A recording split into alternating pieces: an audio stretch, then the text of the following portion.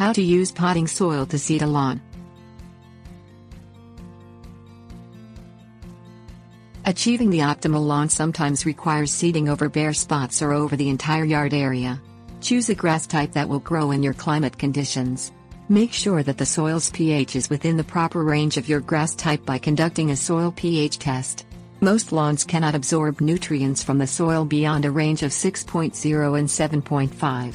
By using potting soil that is high in nutrients and that has a pH range of 6.0 to 7.0 when seeding, you'll get your yard started on the right foot. Things you'll need: tiller, grass seed, seed spreader, lawn mower, herbicide. Choose a time in the early spring to seed your warm winter grass or in the late summer for cool season grass. Till the lawn area with a tiller. Make sure that you break up the first 3 inches of topsoil.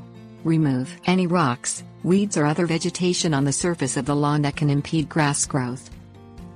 Apply a 1/8 inch layer of potting soil over your yard.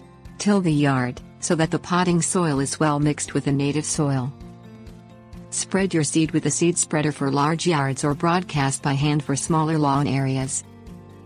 Apply another 1/8 inch layer of potting soil to top dress your yard.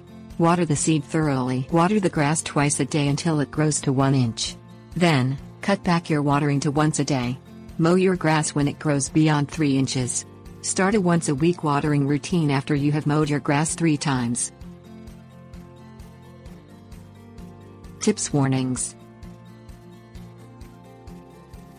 Apply pre-emergent herbicide a month after you sow your grass seed.